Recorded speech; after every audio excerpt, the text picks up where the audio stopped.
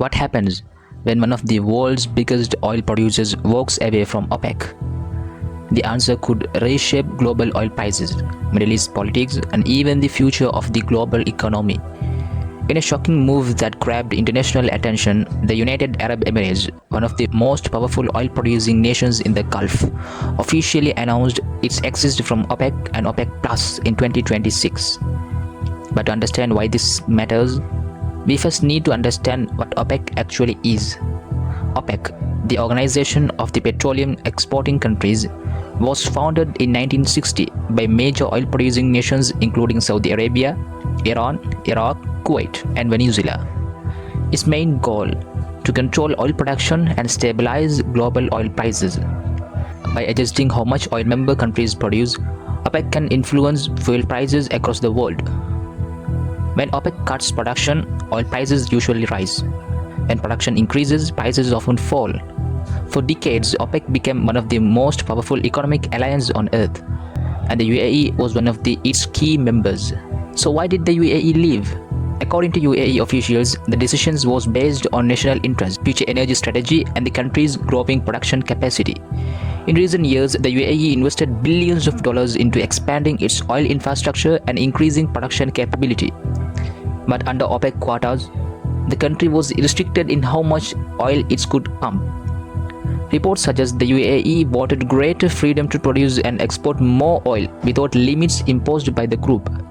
At the same time, tensions inside OPEC had reportedly been growing, especially between countries trying to protect high oil prices and others wanting to increase market share. The timing of the UAE's exit also came during major instability in the Middle East and disruption around the Strait of Hormuz, one of the world's most important oil choke points. And now analysts are asking, could this weaken OPEC itself? Because the UAE was not just another member, it was one of the group's largest producers and one of the Gulf's fastest growing energy powers.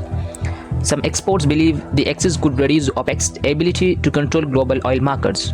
Others fear it may encourage other countries to eventually reconsider their membership as well. But what does this mean for ordinary people around the world? If the UAE increases oil production independently, global oil supply could rise, which may eventually lower fuel prices in some countries. But there is another side of the story. A weaker OPEC could also mean more instability and unpredictable swings in oil prices, especially during wars and global crises.